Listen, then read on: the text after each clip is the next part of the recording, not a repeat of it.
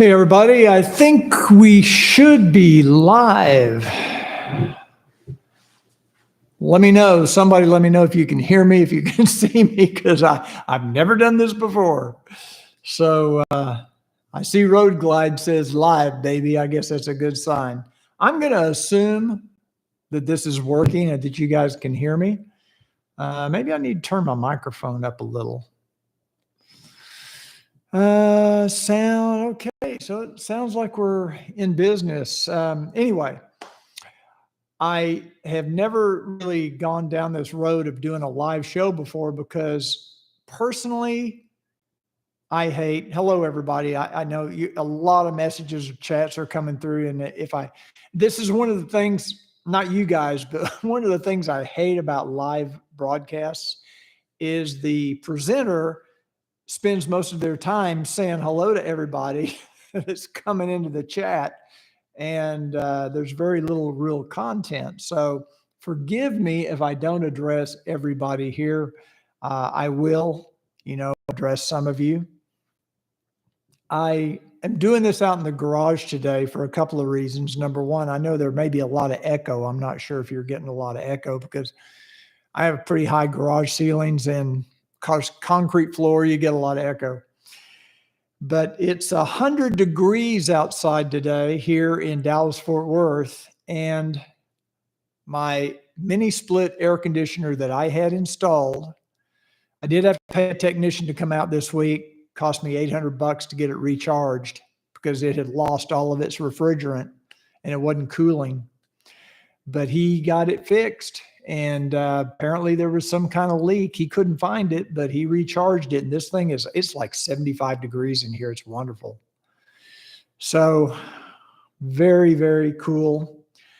So generally I don't like live shows. I don't watch a lot of them for the reasons I indicated. So I appreciate you guys taking the time today to take time out of your day.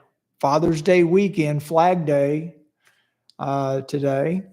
And it's been a very interesting day. And I'm going to tell you about some Father's Day specials I've got, which you may already know about. So I'm not going to spend a lot of time on that. But I started out this morning shooting a video here in the garage. And some of you may know the story about the oil filter on my Honda Goldwing. If not, I'll tell you real quick. As soon as I got this 2024 Goldwing back from Tennessee, I did an oil change, and it had about 850 miles. I usually like to do my first oil change at about 500 to 600 miles, just because if there's any machining crap from the factory in there, I like to do an oil change. Anyway, couldn't get the oil filter off. It was on so tight from the factory. I have never had this in 17, 18 years of working on Goldwings and working on other motorcycles. I have never had an oil filter that was so tight I couldn't break it loose. Have you ever had that? If you've ever had that happen to you, put it in the comments. I don't know if you can put in comments until we're done, but put it in the chat. Have you ever had that happen? So I came up with a couple of ideas. First of all, I had a aftermarket Flow Tools. I think you get them at Walmart, like a 67 millimeter oil filter wrench, and it would just spin. I couldn't get it to get a bite on the oil filter. So today I set out to try several different methods of getting that oil filter off. And I tried 2 or 3 different things. I was just about to grab the screwdriver and do the old poke the hole in the side of the filter. Maybe some of you have done that before. I'm going to have a video probably come out tomorrow, and I'll tell you how this all resolved itself. I'm not going to say anymore. I want it to be a surprise because it turned out to be pretty beneficial from a couple of different. It was maybe an opportunity. It actually opened up an opportunity that, and I want to thank Road Glide. A lot of you know Road Glide because he had kind of suggested a few weeks ago that I take this action. And so today I did, and I think it turned out really good. Okay. So I'm going to look through some of these messages real quick, and see if anybody's got an interesting question. Now, I can't do Honda Goldwing tech support on a live show. I might be able to answer some simple questions. Michael said, use a pipe wrench to remove. Well, on the 2018 Goldwing, you got very little room to work with. There's maybe 1/4 of an inch of space between the outside of the oil filter case or the oil filter itself and the crankcase. It's a very tight fit up in there. I actually had one of those little rubber band type oil filter wrenches, and there just wouldn't, you just don't have enough room to work because you've got that shifter boss in the way on the crankcase. And when you see the video I put out, you'll see, because I did a lot of good close-up video, you'll see the problem and you'll see the solution and how it finally got solved. A couple of you have said you've had this happen before. I've never had it happen. I mean, this is my 5th Goldwing. I've never had an oil filter that was stuck. So in this today, we're going to talk about I'm going to update you on some of my accessory installations. I've got some notes down here I'm looking at. I'm going to tell you about getting my title for the motorcycle because I bought the bike in Tennessee and I have to get a Texas title. That's fun. I'm going to tell you about my latest podcast. Some of you may have already seen it, the 7th podcast in the series with Tim Sargent, and he is the senior marketing manager for Senna. If you have not seen it, you might want to check it out. I actually was back at their offices yesterday shooting a couple of little videos for some social media things they're doing. Lewis asked me, have you seen the new Gold Strike oversized mirrors? Yes, I have. I actually have a brand new set sitting right over here next to me of the Muth signal mirrors that I'm putting on my bike because I absolutely love those Muth mirrors with the signals. I know that the Gold Strike mirrors have that too. But anyway, a lot of you are praising the channel, and I really appreciate it. I think we got like 55 people on here right now. That's pretty good. I'm pretty happy with that. Unicorn Hairhead, how you doing? He was at breakfast with us a couple of weeks ago. I think from Ohio, is that right? And he said, put a paper towel in my oil filter wrench to kind of shim it up a little bit. I'm thinking that's what he's saying. I did that. I did even more than that. So you'll see when you watch the video, all the different things I tried to do. Because I had a friend that recommended that I put some electrical tape on the inside of the filter wrench. And anyway, I took drastic measures to try to do this. And it's real interesting how this turned out.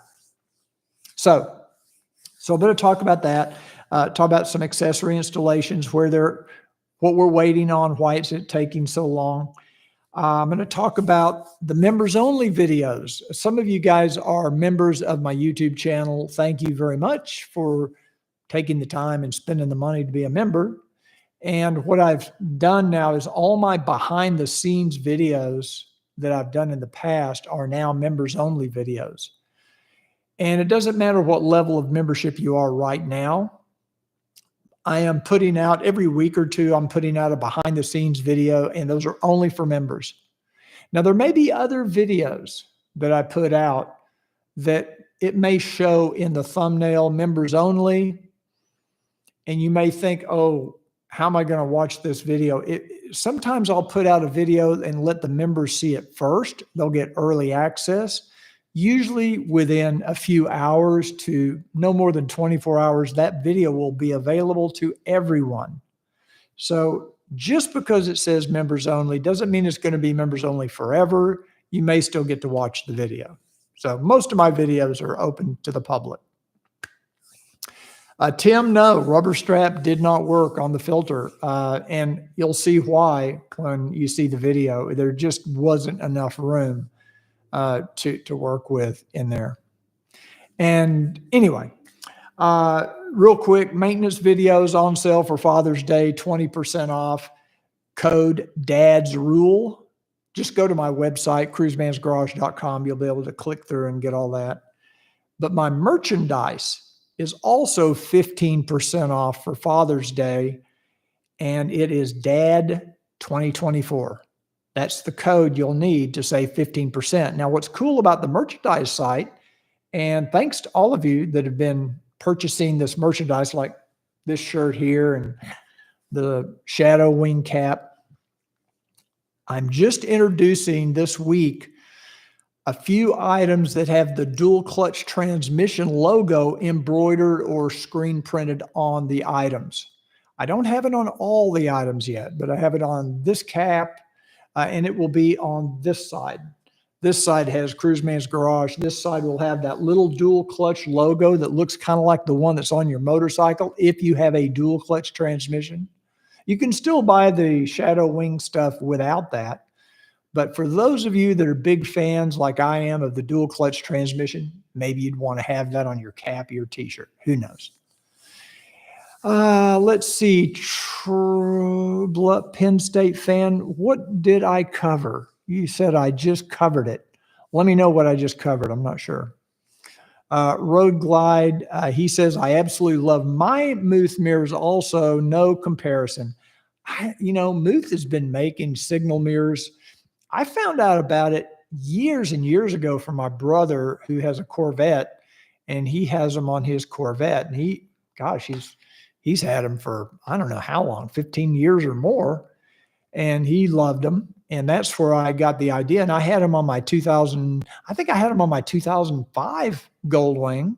And then I got them for the 2012 Goldwing. And then as soon as I got the 2018 Goldwing, there's no question I was going to have the Muth mirrors, the signal mirrors. I love them. Not only do I think they're a safety item, I think they're kind of the way I can tell if my turn signals are on. I don't even look at the dash. I just see those big chevrons flashing on the right or left side of the bike. And I mean, they're just really cool. Okay. I am stunned at how many of you guys are using the Carlin Kit CarPlay, wireless CarPlay adapter. It blows my mind. I did come out with an affiliate link for Carlin Kit, and every day I see all these. They email me every time somebody purchases one. I think there's I don't remember now. Is it a 20% discount, 10%, 20%? If you buy it through the affiliate link. And I've been shocked at how many of you guys are. I love it. It's working great for me. Now, I will tell you, I have had an issue on this new Goldwing that I did not have on the 2018, and I've got to figure out what's going on. I have my Senna Impulse helmet paired to the Goldwing, just like I did on the 2018. And occasionally, it will shut off CarPlay, and I'll get the message on the screen that says CarPlay can't connect CarPlay because the headset has become disconnected. And sure enough, my audio goes out. So for some reason, my Senna headset is disconnecting from the bike. And I never had that happen on the 2018 in the middle of a ride. Let me know in the chat or in the comments if you've had that experience. Has that ever happened to you, regardless of what brand headset you have? Because I've been having very good luck with this Senna Impulse helmet, as well as the 50S. So I have the 50S mounted to my HJC helmet. And we're also going to talk about, in fact, we might as well go ahead and get this out of the way, the 2025 Goldwing, because I bet I've had, I see Gold Rider 1. Hey, Mac, how you doing? If you guys haven't been to Mac's channel, check out Gold Rider 1. He's got a great channel, does a lot of vlogs on his new 2024 Goldwing, which just coincidentally looks exactly like mine. So the delay in getting my accessories installed is partially because I'm still waiting on parts. I've got a box of stuff coming in from Southern Honda that I've been waiting on now for almost a month. And I don't know I don't know what's going on. I know there's some supply chain things. I know that the home link wasn't available and they were maybe waiting on that before they shipped everything out to me. So I've got home link coming. I've got the little puddle lamps, entry lights, the trunk light that goes on the inside of the trunk harness. I'm just trying to think of all the different Honda line stuff that I'm waiting on to come in. And what I was hoping to be able to do is to do all of these things at the same time, tear the bike apart one time and install as many of these things as I can in one fell swoop. I didn't want to have to take the bike apart every time something comes in, put the bike back together, tear it apart, put it back together. That's what I did last time with the 2018. And I've got a lot of stuff in. I did get some things in from Pathfinder LED. I got my, where is it? It's stuck down here somewhere.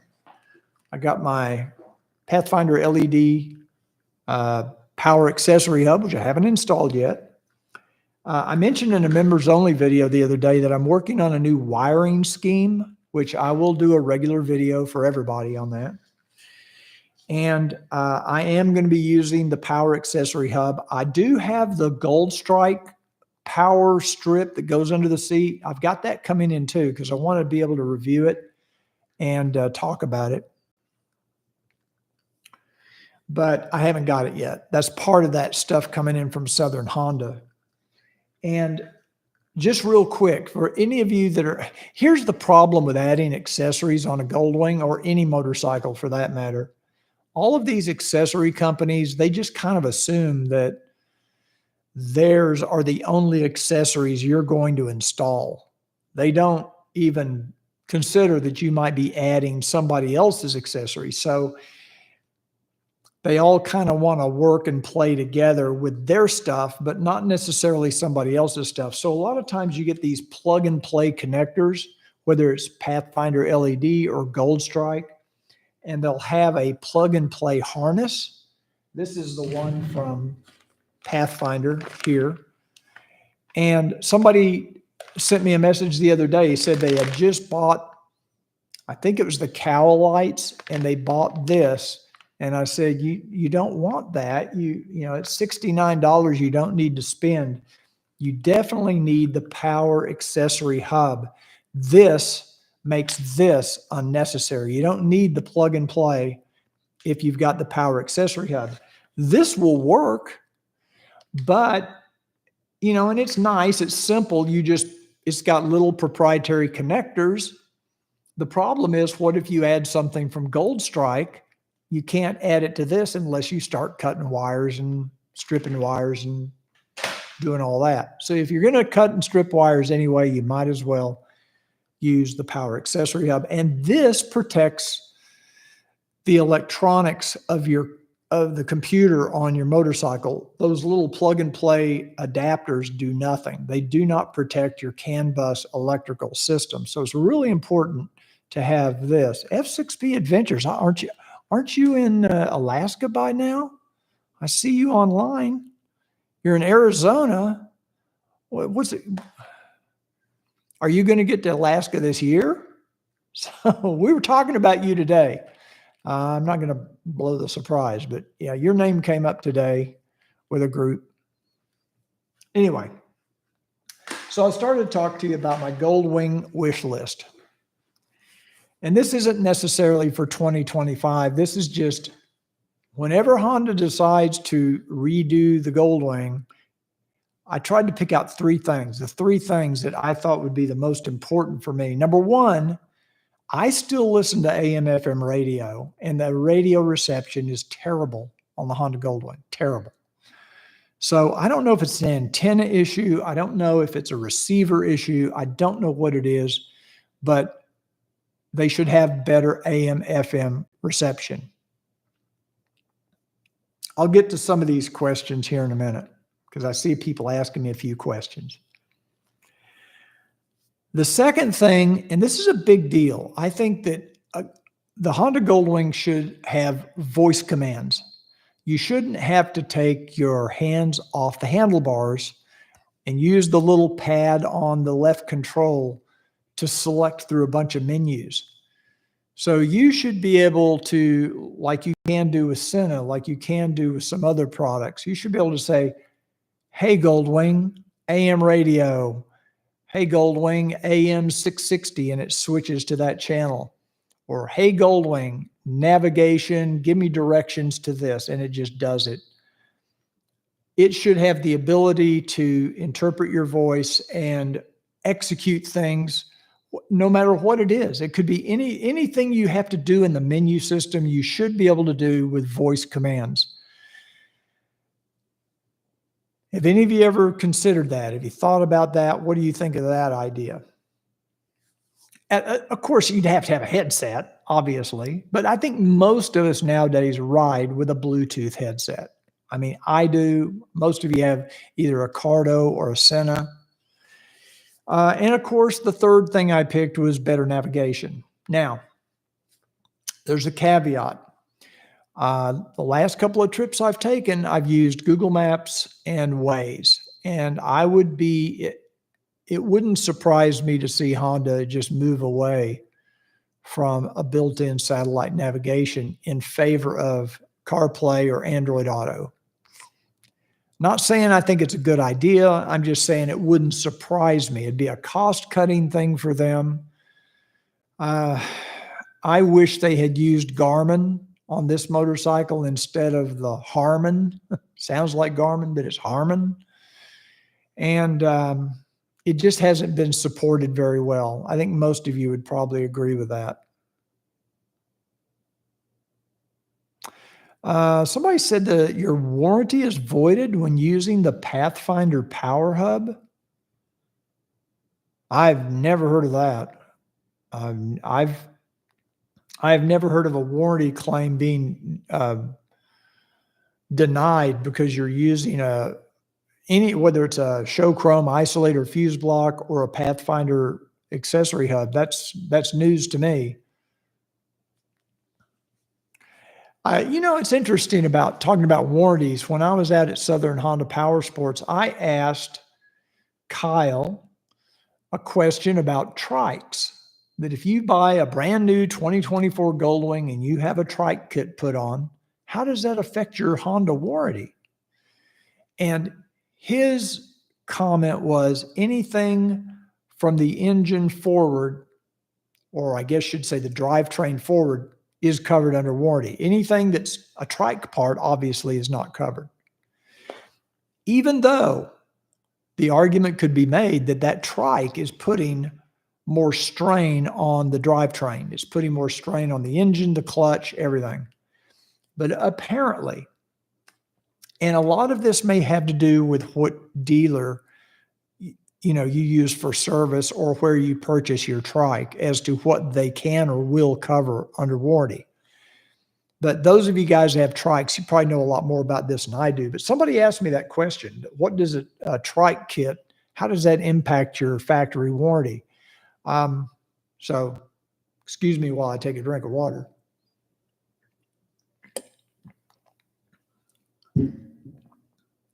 Now, I've always been a big fan of the Honda extended warranty. I don't like the fact that it doesn't cover the electronics, the audio package. If your audio system goes out and has to be replaced under warranty, well, not under warranty, but if it has to be replaced at all, and you're not under warranty, that's about a $2,500 fix. So it's very expensive. Or, I've heard people say they jump-started their bike and it blew out the audio system. And they're not in warranty, so they have to buy a whole new audio system, and it's expensive. And that's $2,500, not including labor, if you're paying a dealership to do it. And it's a heavy duty job. You got to take the trunk off. You got to get a lot of stuff going on to get to that audio system. So I'm just looking at some of these questions.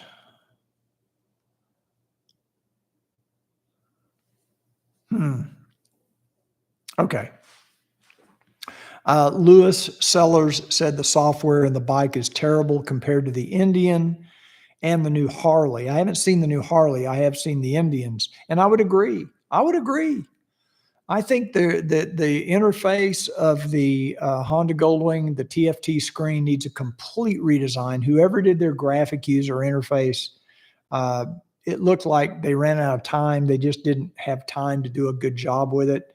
It's a beautiful screen. It can produce color. I'm not sure if it produces 4-color. It probably does, but it produces a lot of colors that you can see on Apple CarPlay. With Google Maps, it has all these different colors. So it's a very colorful, color-capable screen. Let me know, can it produce 4-color images like photographs? It probably could, but they could certainly redesign the interface to be more user-friendly. For example, and there's one other feature while I'm thinking about it. I know I'm hopping around here randomly, but this thought just popped into my head. There's another feature I don't know why the Goldwing doesn't have, because the Africa Twin DCT has it, and so does this Rebel 1100 DC that I'm reviewing for Honda right now. I'm actually test riding it now. And that is a user programmable ride mode. So the Africa Twin has it, the Rebel has it, where you can go in and you can adjust the parameters of your ride mode. They call it a user ride mode. I think you have rain and standard and sport and user. And I'm not sure why they didn't give the Goldwing the ability to have a user mode. Maybe they considered that it's a luxury motorcycle and luxury touring people don't want to mess with that granularity, which is kind of stupid. So I think that's the fourth. If I had a fourth thing I think they should do with the Goldwing is add that capability. There's a lot. I got a list of 25 things I think they should do. But I want to preface that by saying still, I think out of the box, it's an amazing motorcycle. I mean, I've been riding it, the last month without any accessories added. And I am just really stunned at how good the bike is just right off the showroom floor. I mean, I can see why it is very likely the best motorcycle ever built. I mean, I'm just a big believer in it. My brother said it would reproduce 3-color RGB, not 4-color. Okay. Well, they could still do a lot with it. You don't need to see photographs on it anyway, unless they had an integrated backup camera or integrated dash cams or something like that. That would be kind of cool. I don't see Honda doing that. I think it'd just drive the cost through the roof.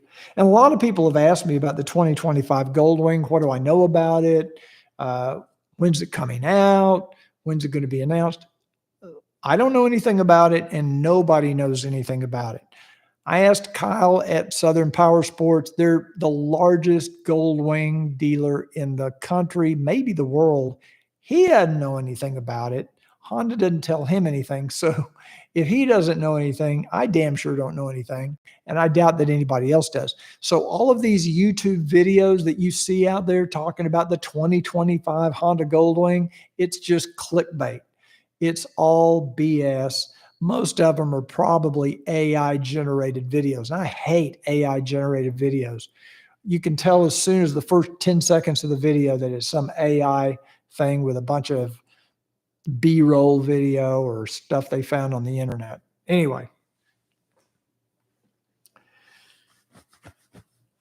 Okay, let me look at my questions here. How many of you guys use Android Auto? Just curious. I use CarPlay, and everybody I know personally uses Apple CarPlay because iPhones, I know in Europe, Android is more popular, I think, and maybe even in Asia, is more popular than the iPhone. But in the USA, I believe the iPhone is more popular than Android. So I used to use Android. I switched over to iPhone about 5 or 6 years ago. Maybe 7 years ago. And I think they're both good. I mean, I enjoyed the Android phone too. I just switched over because of the integration to the Mac. I use Macintosh for all my editing. And so that's why I made the switch to iPhone. So I'm going to throw up a little poll real quick. And I'm going to ask everybody. I guess they don't let me do that. I thought I could throw up a poll. Guess not. Oh, here we go. Start poll. Sorry, have to watch me do this. This is why I hate live. Okay, so vote in the poll, Android or iPhone. Oh, I said yes, no. That doesn't make any sense. Okay, let me start this over. Okay, you're seeing how the sausage is made now.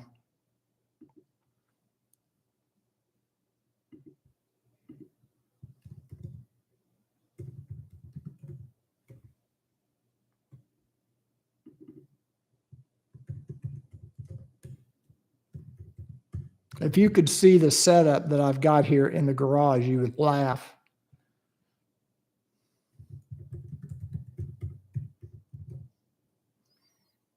Okay, there we go. That's going to make a little more sense, I think. I'll take a poll on what kind of smartphone you use. And I'm going to assume most of you maybe use your smartphone on your motorcycle. Maybe you just have it paired to your headset directly and listen to music or use it for navigation. Maybe you don't even use the Honda Goldwing interface. And while we're talking about that, I still get a lot of questions about pairing, how to pair the Goldwing for CarPlay. And I'm going to try real quick for those of you that are online and you're interested. I'm going to tell you how I have my system set up. I have my Sena communicator, which in my case is the Impulse helmet or the 50S. I have it paired to the Goldwing, the rider pairing under Bluetooth. I do not have it paired as an audio device to the Goldwing. So the only pairing that I have to the phone to the Goldwing is for audio. So basically, the Sena thinks the Goldwing is a mobile phone because Sena looks at audio devices as mobile phones primarily. Most guys that ride a motorcycle, they're getting their music and their navigation from their iPhone. So you go into mobile phone pairing and you pair to the Goldwing as the rider under Bluetooth settings. And then you have a GPS pairing option, which is a second channel. And I have my GPS paired to that on the Garmin. The Garmin, you can connect Bluetooth. And I call that channel B. So there's like channel A is the Goldwing, channel B is the GPS. The difference is when any communication comes from the GPS, it will mute channel A. So if you're listening to your radio on your Goldwing and Garmin wants to tell you to make a turn in 50 feet, it's going to mute anything on channel A and let you hear that navigation instruction. So that's basically how I do it. I do not connect the iPhone to the Goldwing as a source for making phone calls or any contact list, anything like that. If you're going to do that, if you're going to make phone calls, do it through Apple CarPlay or Android Auto. It's going to work much better. You're going to get better sound quality. Everything's going to work better. And a lot of people have them paired. They have both paired. They have the phone connected to the Goldwing as an audio device and as a phone. And then they also are trying to use CarPlay and they're getting confused. So I hope that makes sense. I'll do a video on that if you're interested to kind of maybe graphically show a little more about how that all plays out. So it's interesting that 44% of you said that you do like live shows. I'm surprised because I particularly don't. So I hope you like this one. I don't know. But okay, how big of an AC unit did you install to cool the garage? Um, mm, I don't remember.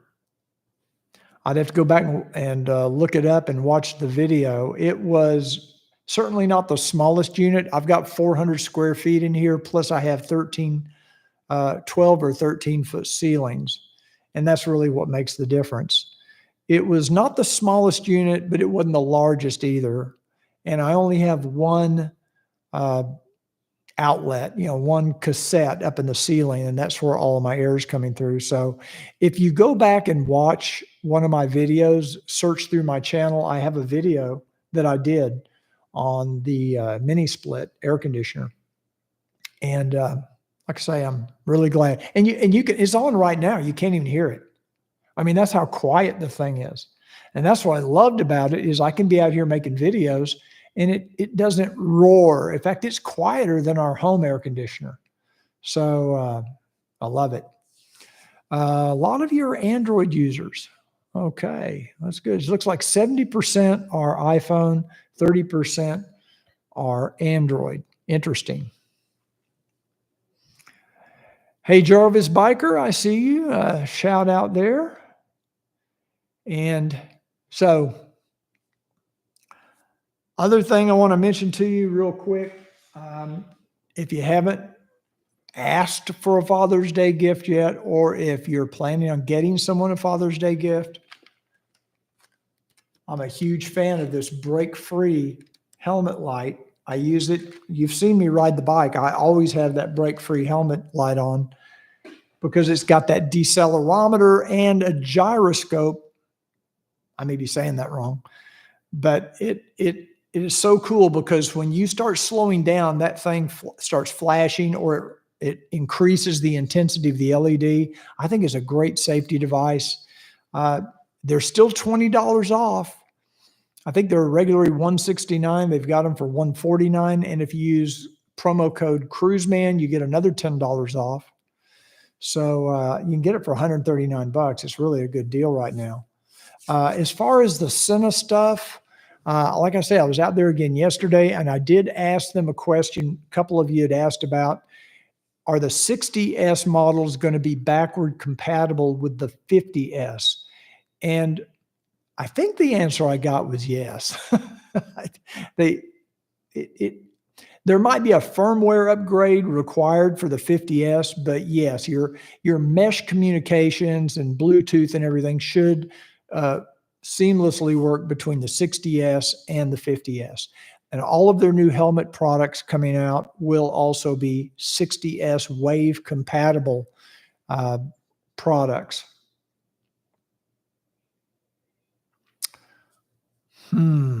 What can you tell us about the reset of DCT? Why reset it? The dealer has told me they reset them at every oil change because of clutch wear. I haven't heard so much about clutch wear. The DCT is very sophisticated, and you do have the ability to reset it and initialize it. I've got a video on that if you look it up. It's not that hard to do. It's harder than it should be. It should be in the menu. You should just be able to go to the menu and say reset the DCT and does its thing. But anyway, that's another story. I'm not sure about clutch wear. If anything, it could be the DCT over time as your oil viscosity changes. Maybe it gets dirtier. Maybe the oil is changing certain characteristics and the clutch and the computer is compensating for that.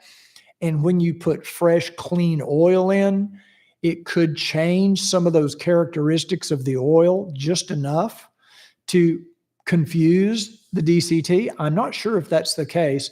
I just know that I do mine every oil change as well. I just got in the habit of doing it. But I don't know if it's because of clutch wear. Now, why is it necessary? Well, the DCT tries to learn how you ride the motorcycle, and it tries to sort of anticipate when it should be shifting based on your riding style. So it's constantly learning, you might say, and trying to program itself. I'm going to use the term AI because that's the term everybody uses now, but it's not AI. But I'll say that. And occasionally I think it starts getting a little confused, and it may not be shifting as smoothly or at the right time. I know sometimes I'll pull out of a parking lot and it will stay in gear for a long time. I think, is it going to shift? And it finally does. Okay, so it can get confused. So it, to my knowledge, does no harm to do the reset, and it basically just wipes out that memory. It reprograms itself, and there is a procedure for doing this, which, like I say, I have a video on that. So it's probably a good practice to do it at every oil change. I'm not sure if it's because of the oil changing or if it's just that's as good a time as any. I do my oil every 3,500 to 4,000 miles, and I reset my DCT every time. So I hope that answers your question. Lewis, have a great Father's Day weekend, everyone. Thank you, Cruiseman. I guess he's signing off. Yeah, Father's Day Sunday. Hard to believe. Hard to believe. I'm not a father, so. And Jarvis Biker says, what do you think of the non-DCT Goldwings? I have ridden a couple of the manuals, and I think the manual transmission is far superior to what it was on my 2012. I don't have a problem. I think they're fine motorcycles. I mean, if you somebody that prefers a manual transmission over a DCT, yeah, I think they're great. Easier to do an oil change. You've only got one oil plug to take out and one crush washer to replace instead of three. You don't have a DCT oil filter to change. So I love my DCT. Probably would never own another bike without it if I had the choice, but I don't have a problem with the manuals. They're good transmissions. Let's see here.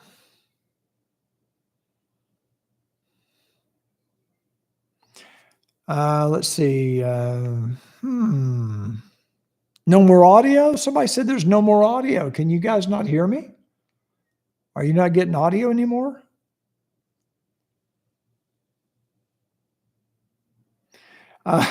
Road Glide said, is this a Fitbit that I'm wearing? Yes, it is. My brother gave me this 2 or 3 years ago. And, you know, the only thing I really use it for is to count my steps during the day. And I use it to measure my sleep at night, my sleep quality. And it does a pretty good job of that. I would probably have the Apple Watch. The problem is I don't want to have to recharge it every day. This one will last about 4 or 5 days before it needs to be recharged. And if Apple ever gets the battery issue to where it can hold a charge for 4 or 5 days, I'd have an Apple Watch. To me, it's just a hassle having to take it off every day and charge it. So that's why I have the Fitbit. Okay, everybody says they can hear me. Good. I guess that's good.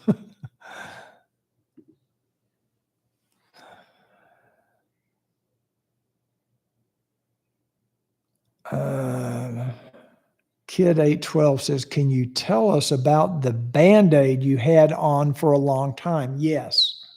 Interesting that you should ask that. That was on the back of this hand here. I had some dermatological work done. You might have also noticed in one of my Senna videos, I had a big mark on my face. I had just gotten back from the dermatologist. I am very prone to basal cell and other carcinomas, and they either freeze or burn them off, and it takes 2 or 3 weeks for it to heal. And I had a really nasty one on the back of my hand, probably sun damage. In fact, the scar is still there. and that thing took forever to heal. It took forever. He froze that one off, and it hurt like hell. And it's the first time I've ever had any dermatological either freezing or burning that it actually hurt. I mean, it stung for a couple hours. And then I just wore the Band-Aid because it was pretty gross looking. That's the only reason I had the Band-Aid on. So it's not like I hurt myself on the bike or working on anything. I wish it was dramatic like that, but it wasn't anything that dramatic.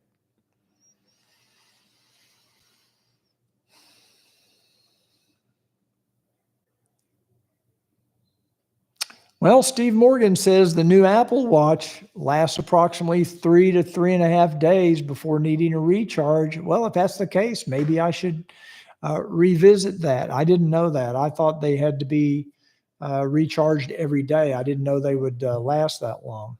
Sorry if the camera starts shaking because I'm on a little, kind of a flimsy little cart here in my garage. I just installed a new product in my garage yesterday with Ricky's help. It's a very interesting product that I'm going to be reviewing. I hope to have it out probably the first part of next week. I think if you guys are garage nuts like Mark's Garage, if you guys follow his channel, I mean, this guy, it's an insanely beautiful garage. I mean, he's got everything you can imagine. He's got the dream garage. I'm pretty happy with my garage, but it's nothing like his. And he's got all the toys to go with it too. Well, this is an item that Giraffe Tools sent me to do a review of, and I'll have that out in a few days. And it's actually kind of cool. At first I thought, am I going to use this thing? But now that I have it and I've used it a couple of times, yeah, I think it's actually kind of neat. Let's see, $800 for the latest. I know, isn't that ridiculous? $800 for a watch. It's insane. I think the Fitbits you can get for like $50 or $60 or something. Is there a problem using iPhone and Android with Carlin Kit? My writer, she has the Android. Don't know. I don't know the answer to that. I don't even know if you can have two phones connected to the same Carlin Kit.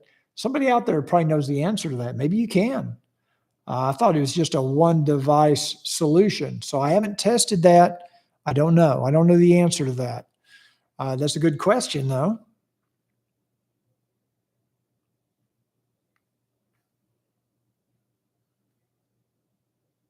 I need some background music as I read through these comments.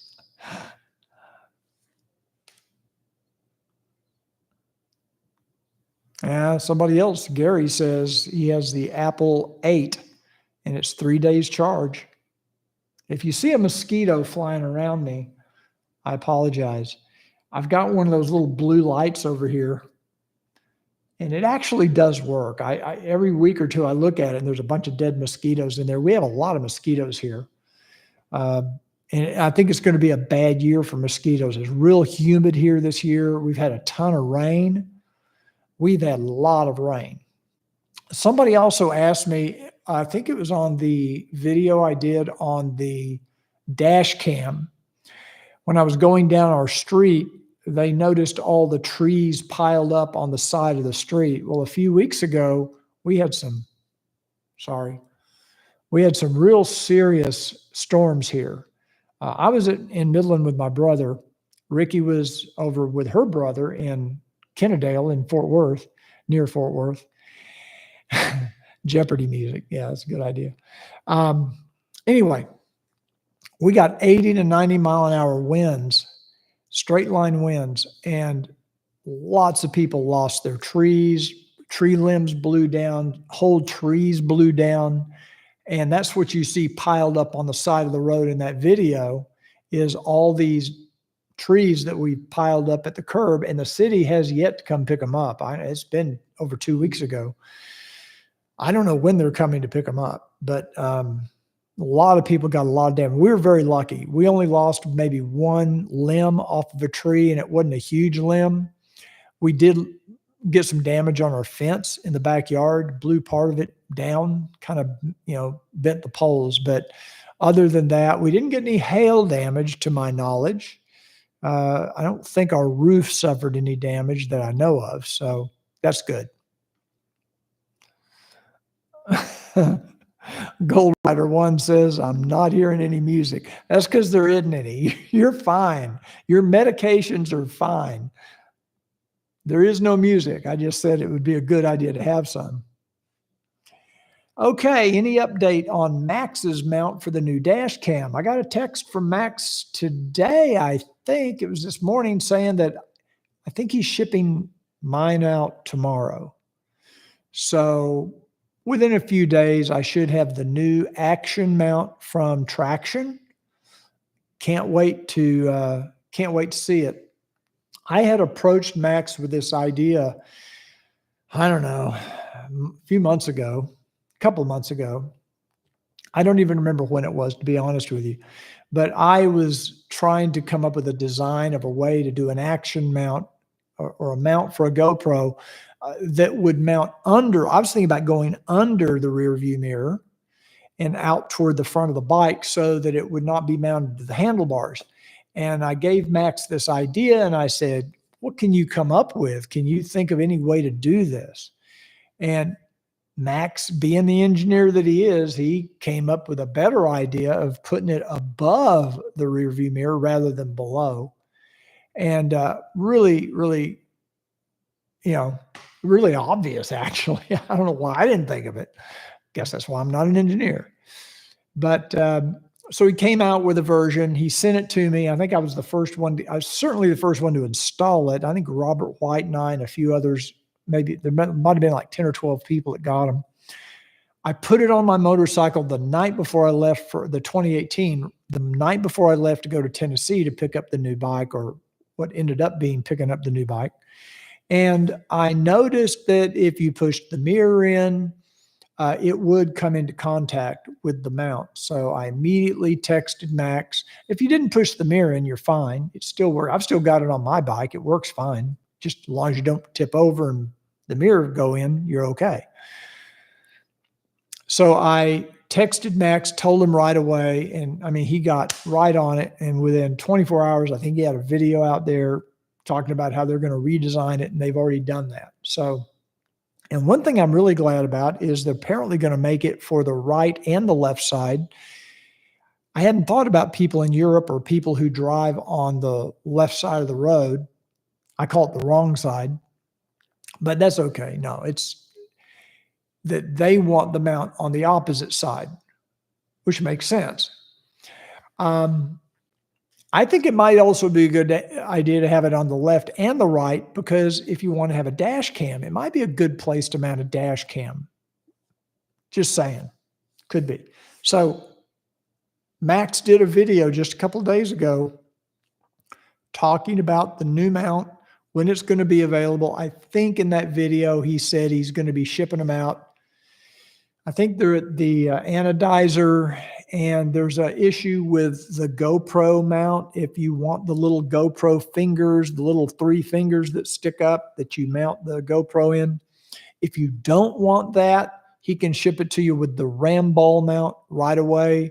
But if you want the GoPro mount, you might have to wait an extra couple of weeks. So check out his channel, because he does have an updated video talking about that action mount. Oh, Unicorn Hairhead said he saw trees down when he went through Richardson. You were here last week too, wasn't it? 3 weeks ago when we had breakfast. You're back here again? Wow. Yeah, Mike says Max has an updated video on the new mounts yesterday. Yeah, and I watched it last night, I think, and that's where I'm getting my information. Kid says, are you going to ceramic the new bike? Yes. I just haven't decided yet which ceramic coat I'm going to use. I'm not sure if I'm going to go with a graphene or if I'm going to use the what is it? Armor. I want to say Armor All, but it's the Armor. God, I can't, my memory's gone. Whatever I used last time. And it worked great. Very easy to apply, very easy to get on and off. My brother has a new one that he likes that he's going to use on his Corvette when he redoes it. I'm going to look at that.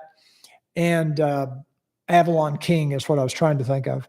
I used Avalon King last time, And Avalon King has a new version out now, a little bit higher level ceramic coat. I'm not sure if it's graphene or not, but I think it's supposed to last 3 to 5 years instead of 2 to 3 years or something like that. So I might stick with Avalon King. I'm an affiliate of theirs, and I was extremely happy with the results I got last time.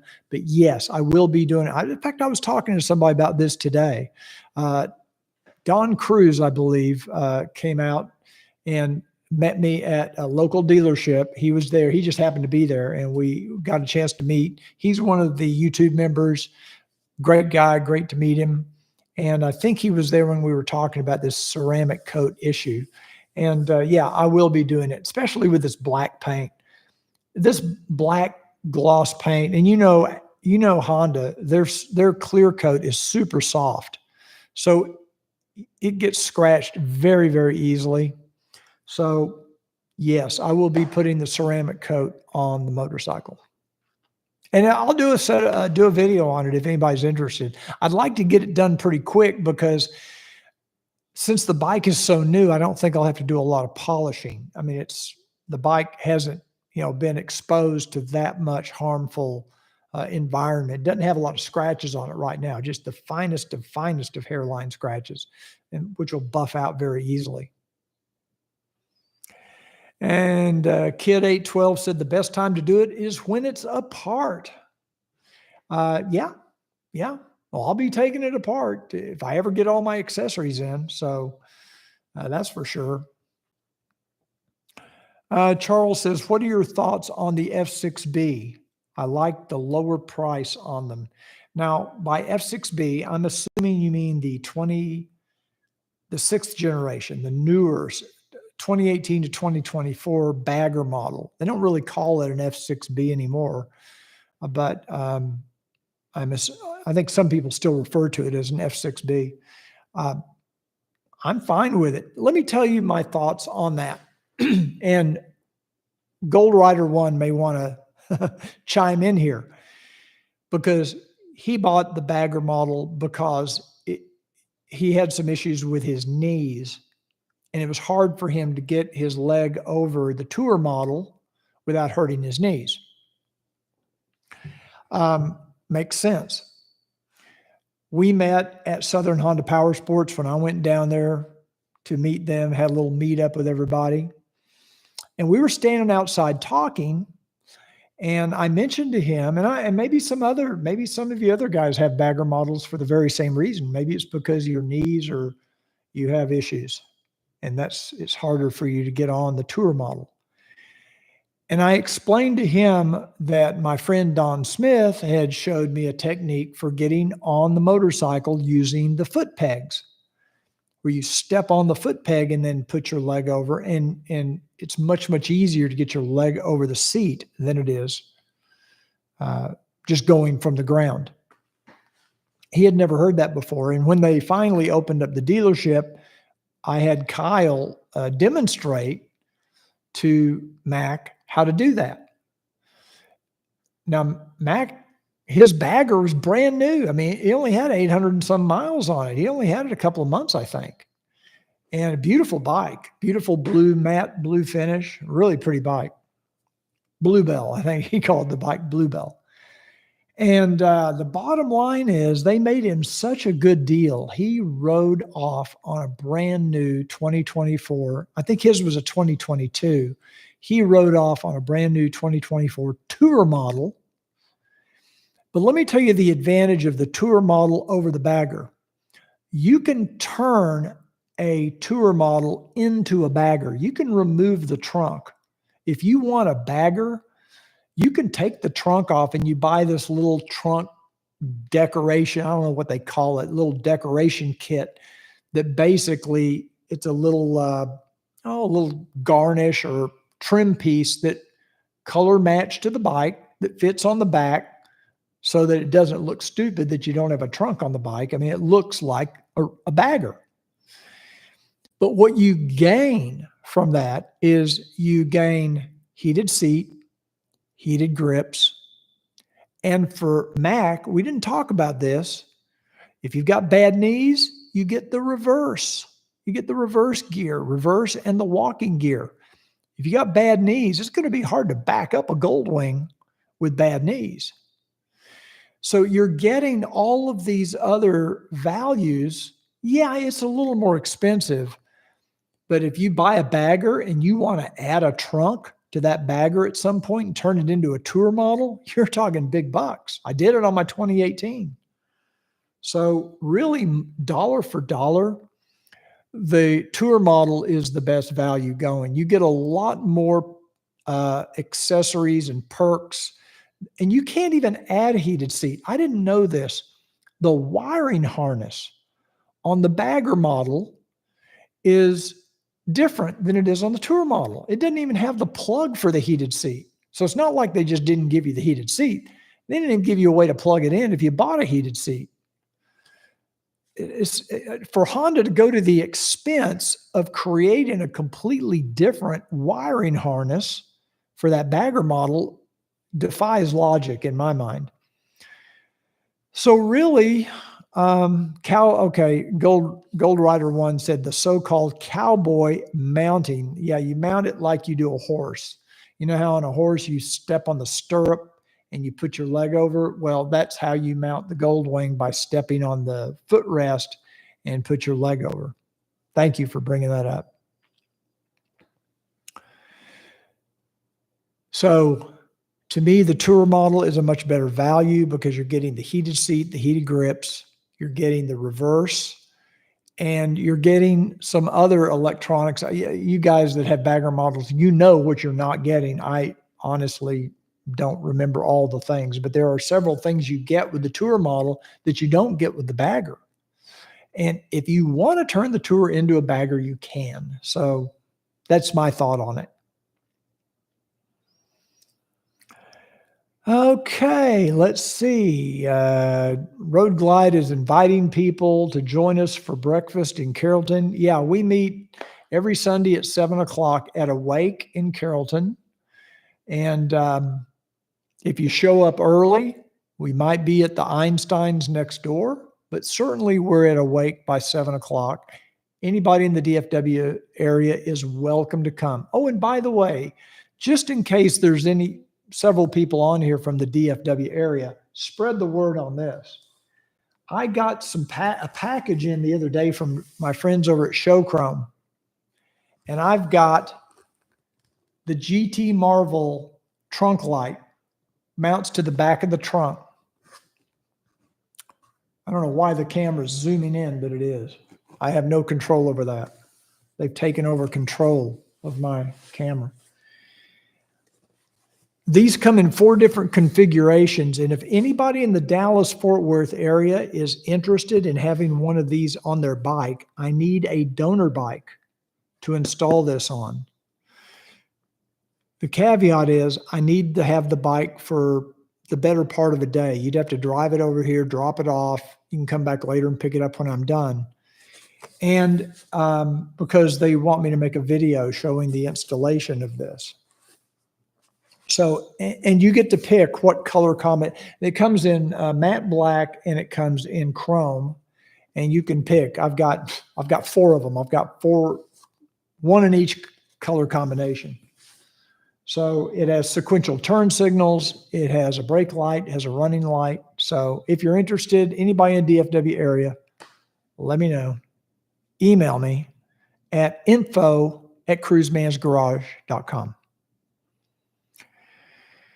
Let's see. Matt Lewis. Oh, yeah. Hey, Matt. A friend and I rode down to Carrollton, had breakfast with Cruiseman and his crew. Not my crew. Enjoyable morning with great guys. Yeah, we had a good time. That was a couple of weeks ago. We really enjoyed it. Hope you come back sometime. It's a pretty good drive. As I recall, you're from Arkansas. And that was a pretty good drive. We've had people come in from Canada that happened to be coming through the area that stopped by and had breakfast with us. Unicorn Hairhead from Ohio, I believe it is. I hope I get that. I always get Idaho, Ohio, and Iowa mixed up. I hope it's Ohio. But we had a great time. Road Glide comes over every now and then. Sometimes Adden, when he's not on the road in Alaska or wherever, he's always gone somewhere, it seems like. So when he's in town, sometimes he'll come join us for breakfast. So usually have a good time. And hey, I've really enjoyed this. I don't know if any of you got any value out of it, or if you want me to do any more of these. If you do, put it in the comment. Like I say, I'm not even sure if you can put comments in on this until it's ended. Maybe you can only put comments. And as far as links, I'll put links in the video to some of these Father's Day specials. Once we're done here and it's uploaded to YouTube, I'll make sure to get links in there. We've been going at this thing about an hour now, and I think it's time to probably shut it down and me go get something to eat. So anyway, thanks again for everybody for joining me on Cruiseman Live. If you want more of these, let me know in the future. I probably won't do them very often, maybe once a month or so. Or if there's something worthy of talking about that we can chat about. And thanks again for joining me. I'll see you guys soon because I'll have a new video out tomorrow on this oil filter issue. So make sure, if you haven't done so already, make sure you subscribe. Make sure you click the like button. You know the drill. I already got 49 likes. I guess that's pretty good. Okay, guys, I'll see you soon.